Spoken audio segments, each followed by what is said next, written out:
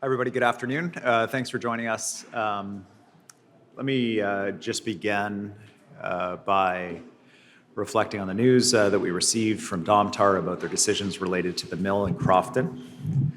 You can see the tree behind me. This is the holiday season. It's Christmas for many families in Crofton. We're talking about hundreds of families right now where their future is uncertain. Where their plans have been upended, and they are facing huge challenges. I just want to assure the community and those families that we will stand with you and we will find a path through this. This is a difficult decision, obviously, for Domtar. It is very, very bad news, not just for these families, but for our province. And the Minister of Forests, myself, the Minister of Labour, will be working together to do all we can to do a couple of things. One is to support the workers and their families, and the other is to do everything we can to determine if there is any possible way to find a path for this facility to remain operating in some capacity. We will work with Domtar and with other interested parties trying to find a path forward there. We face a really challenging environment here in British Columbia, but we're not unique. There are huge headwinds globally to economic growth, to opportunities for people, and in this time, I think that people really expect our government to be focused on the essentials, growing the economy, finding opportunities, delivering for people across the province, giving them a chance to get a good job and where they can support their family, where communities can grow and they can be prosperous, that there are good services that they can depend on in every corner of the province. And that led to the focus that we had in this fall session. This was about planting the seeds to build the resilient economy that British Columbians need and deserve in these challenging times, all of it powered by clean BC electricity. It's about ensuring that families have the opportunity to benefit from this growth by training people across the province, a generational investment, $240 million, dedicated to supporting people to be able to access training to take the jobs that are being created. And finally, strengthening the services and protections for families that they count on and that communities count on as well. In terms of what we saw this session, really proud to know that the work of our government, the work of communities and companies we're partnered with, and First Nations has resulted in our province having 4 times more private sector projects than any other province in Canada. Ottawa is looking west. They are seeing opportunity here, and we are delivering projects with the permits, with proponents that are ready to go and reaching final investment decision that will grow the provincial economy and the national economy and create jobs and opportunity going forward, and also fund those vital public services that people depend on. With our Look West strategy, we're talking about how we build on that in major industries across the province. Everything from new industries like ship recycling to well-established sectors like life sciences, tech, quantum, and AI, as well as so using the industries we have, like forestry, to be able to deliver for British Columbians what they need, housing and affordable housing. The key pieces that were in the session that I think British Columbians can look to when they're asking themselves in this really tumultuous time when we're facing attack from the south, when the global economy is contracting, what can we look to in British Columbia? There are very clear signs of opportunity here in the province on the clean energy front. Low carbon energy, LNG, we had our first shipments from LNG Canada.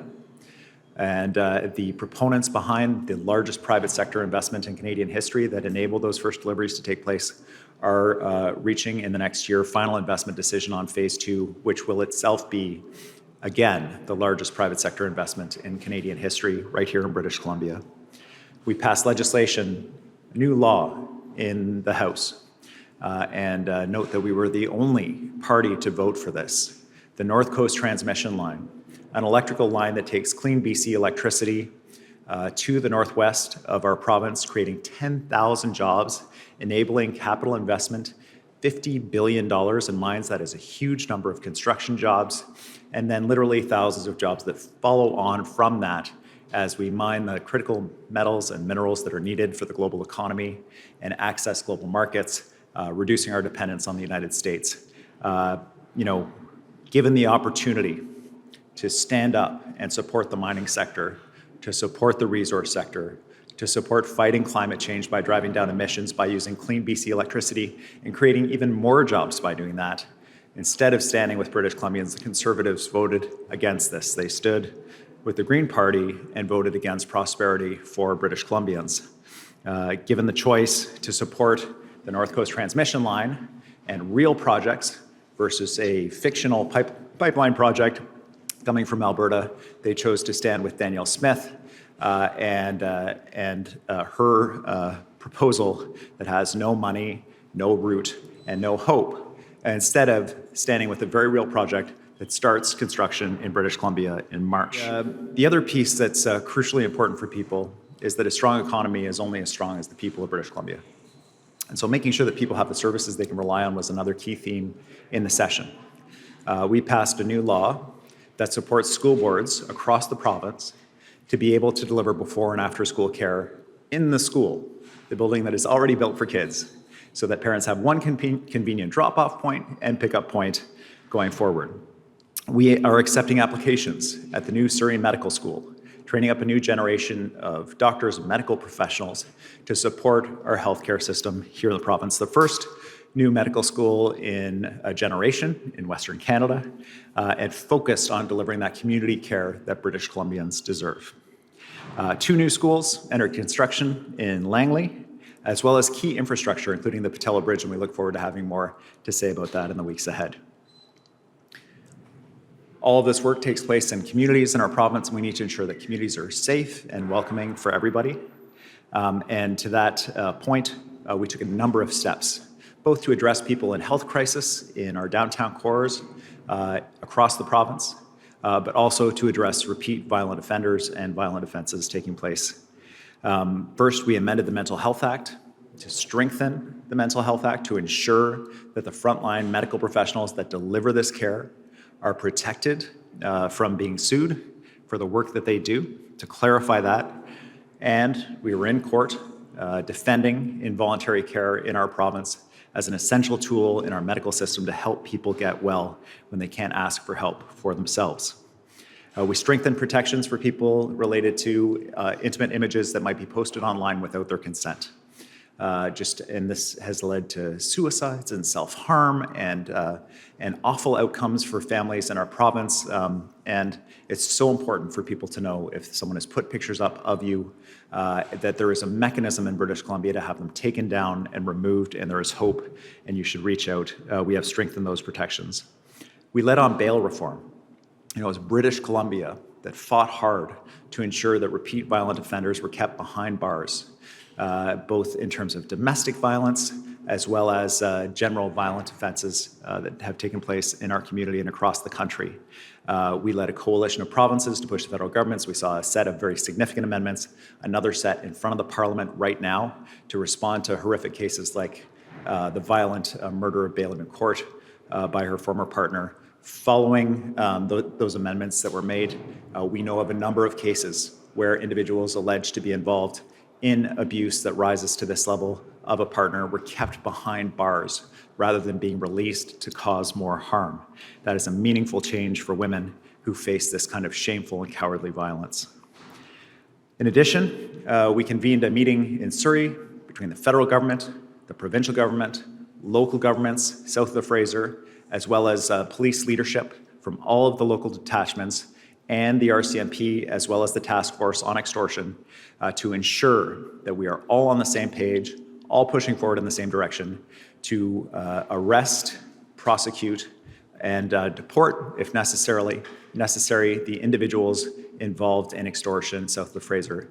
The Canadian Border Services Agency is a key part of this team. They shared information about additional deportations, investigations that they are undertaking. As well, the team shared about search warrants and arrests that have been made that morning on the event. What came out of that meeting was confirmation that the task force is doing important work, that they are making progress, and that we will ensure that those individuals engaged in this conduct are arrested, prosecuted, and jailed. Now, this fall session delivered and focused on results for British Columbians, but we know that there is important and more work ahead. I'm really excited. In the next few weeks, I'm going to be heading up to Terrace and to Prince Rupert in the northwest to visit the sites of these huge industrial projects that will employ thousands of people, to see the opportunity that has been created through projects that our government has already delivered at the Port of Prince Rupert, and more to come, to make sure that we're meeting with leaders and workers and communities, and that we can ensure that we're doing all we can to work together to deliver the next chapter of economic growth for our province and this region going forward. Clean power, big projects, strong partnerships, delivering actual results for families. That is our focus. That is what we did during the session, and that is what we will continue to do. We've made real progress over the last few weeks, but we are still just getting started. Thanks very much.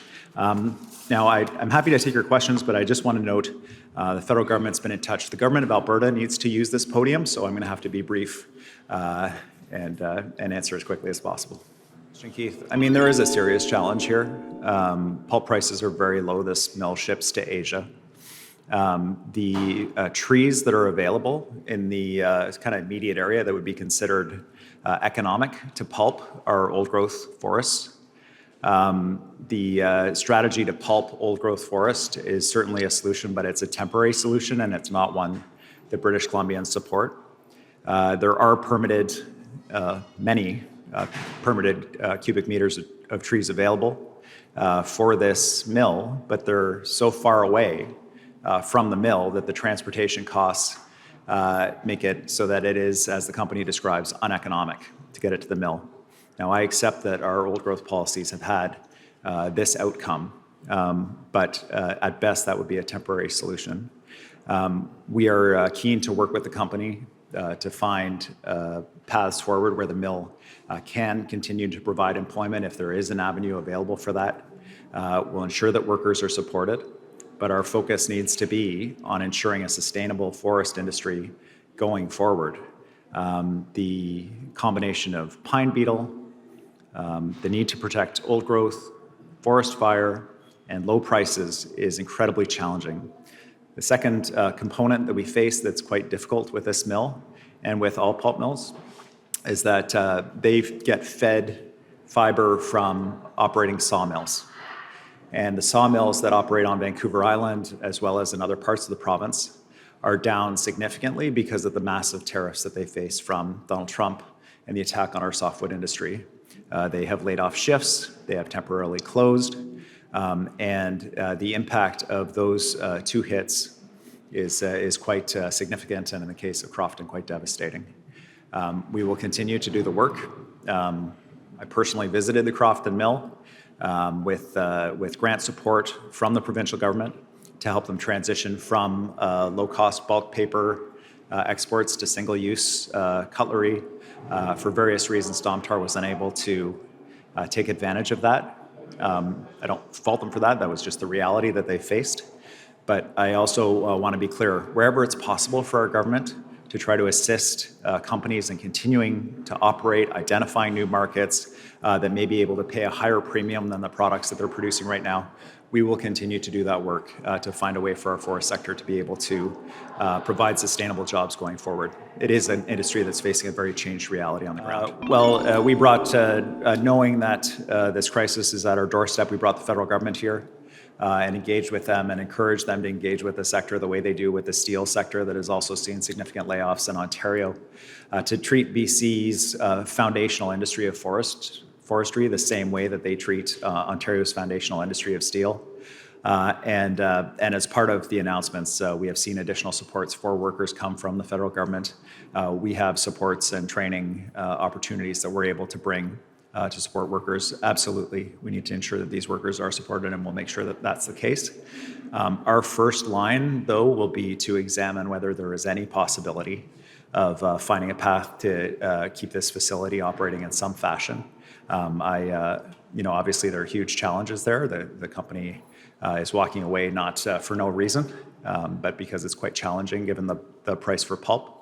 But if there is a way for us to continue that facility operating in some fashion, we would like to do that. The federal government announced $100 million in enhanced EI as part of their announcement. This afternoon, I'll be meeting with the union, with the mayor, and we have a group that can go out and will go out from the Ministry of Jobs in the community, a quick response table that's able to identify opportunities around retraining and employment and other opportunities as well. Part of the discussion that I hope to be able to advance is to determine if there's any way to preserve some employment at the site. Keep the site operating in some way. We need to explore every possible opportunity here because I think that's the best support for the community if we're able to find a path in that regard. The Jordan decision, while I think well-intended by the court, when you're accused of a crime, you should get your day in court as quickly as possible, has failed to keep up with the realities of the kinds of trials that we see in British Columbia. So when you have multiple gang members, they all have multiple phones, they all have computers. There are millions of documents collected in a search warrant because of this. The level of evidence, electronic evidence, dash cams, doorbell video cams, street-mounted video cameras, the colossal amount of work to put together a prosecution takes time. And so it has had a profoundly distorting effect on our criminal justice system. Police now are extremely reluctant, and Crown Counsel are extremely reluctant to lay charges until everything is done, because as soon as you lay charges, the clock starts. What people see is that a gangster is arrested and then released because no charges are laid. And the reason for that is the distortions that are created by the Jordan decision. I don't think that was the intention of the Supreme Court of Canada. That is the outcome of the decision, an absolute drop-dead date where you have to be able to get the trial complete is not realistic given the scope and scale of some of the kinds of complex cases that police and prosecutors have to deal with right now. I'm very hopeful that the Supreme Court looks at the full field. BC has done a very good job in limiting Jordan stays where a criminal gets to walk free because of this artificial deadline, but we are not perfect. There are victims of crime that have watched abusers, predators walk free because of that deadline, despite us doing everything possible and being one of the best provinces in Canada to minimize that risk. And to me, one is too many. And so the opportunity for the court here to provide some flexibility while continuing to urge provinces to get people to court quickly is very important. Well, first of all, we started this session with the Conservatives bringing their chaos into the legislature, focusing on their own issues. And we're finishing it that way. For our government, we're focused on British Columbians, growing the economy, ensuring that people have high quality, good paying jobs, sowing those seeds that are going to produce long-term prosperity for our province.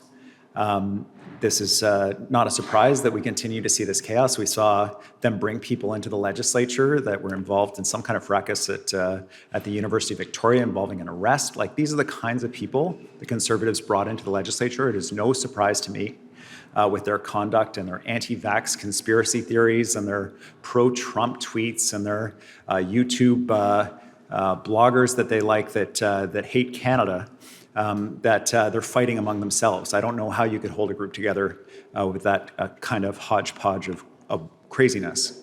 And so for us, though, I want to thank my caucus for their highly disciplined approach to focusing on what's important to British Columbians. And part of that means recognizing that British Columbians do not want an election. They want a government that is focused on what their needs are, and that's where we're going to stay focused. We're going to continue to do our work for British Columbians. We do not want an election, but we are ready for one. And there are lines we drew in the sand in this session where we said these are confidence votes. Protecting involuntary care in our Mental Health Act was a confidence vote. Ensuring that we're building the North Coast Transmission Line, 10,000 jobs and prosperity for our province amounting to more than $50 billion. That was a confidence vote for us. We will not back away from demanding that people vote for what British Columbians support, but we definitely do not want an election right now. Thanks. I think it's important and helpful that we have a dialogue with the Green Party. Obviously, we don't agree on everything. They voted against what we think is a no-brainer project, the North Coast Transmission Line. That's going to create 10,000 jobs and billions of dollars in opportunity, mining critical metals and minerals in partnership with the Tall 10, involving land protection, lifting up whole communities. I mean, it is a remarkable and significant economic initiative. So sometimes their decisions are puzzling to me. I don't know why they don't support involuntary care for people who are struggling in our streets, who are seriously mentally ill and need that help. But there's lots we do agree on. And we'll continue to find paths and opportunities to work with the Green Party going forward, and while agreeing to disagree on some pretty significant and important files. There's a generational challenge that we're facing in the forest sector that would be facing anybody who's standing in this office right now, including myself. The end of the beetle kill wood, the decimation of significant parts of the land base by forest fire, the reality that there is no longer social license from British Columbians to clear-cut old-growth forest. And even if there were, there's not that much left that's not inside a park or other protected area. These realities would be facing anybody. But then when you pile on top of that the unprecedented economic attack of the President of the United States, including tariffs that are 46% on one forest company alone in British Columbia, as well as record low prices for wood in the United States because of the collapse in home building in key markets like Texas. Like, this is just a huge array of challenges. And I accept absolutely that our work needs to and must continue on permitting and ensuring that we're getting trees that companies are able to use. But when a company is laying off shifts and closing because of tariffs, like we have, the forest minister told me we have 7 million cubic meters of permitted trees on Vancouver Island that are available right now that can't be used because between the low prices and the cost to cut down those trees, but particularly to transport them to the facility, is such that it's uneconomic.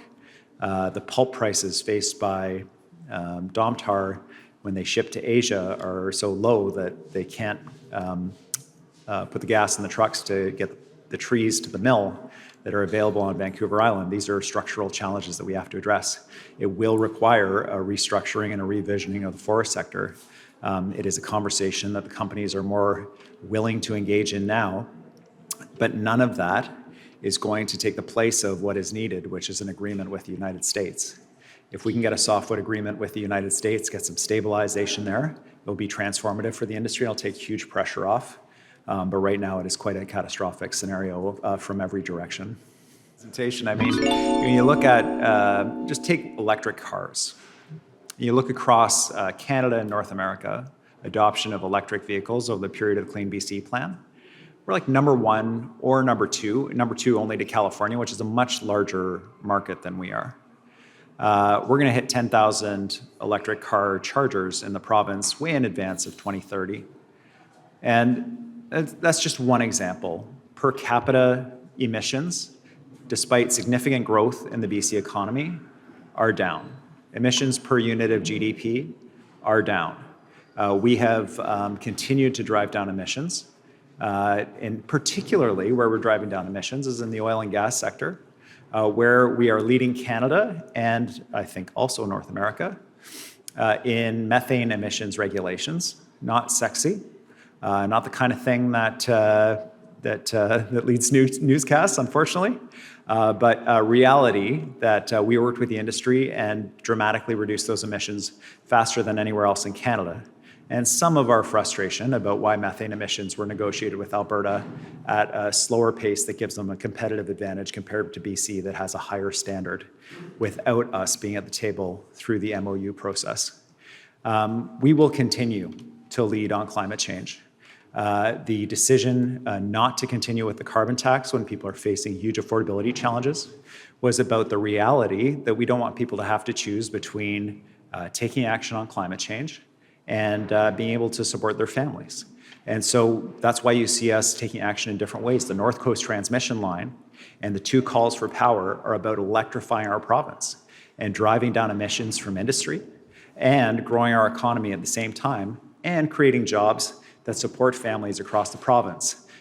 British Columbians want us to take action on climate change, and they need to be able to make ends meet as well.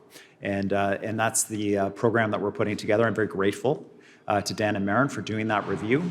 They provided us with some very helpful direction, and I look forward to working with my colleagues to ensure that we continue to lead in driving down emissions in Canada and North America. Yeah, I guess the challenge that we have as a province is we have this big publicly owned pipeline that feeds into Vancouver, costs taxpayers $30 billion. First of all, it's not at capacity. Secondly, significant additional capacity could be added through an optimization project. I will acknowledge through gritted teeth, this is not something that we're keen about, but we understand the role that we play. We have access to ports, that we need to be a good partner to Alberta. We are absolutely willing to engage in those conversations about optimizing that publicly owned facility that taxpayers have paid for.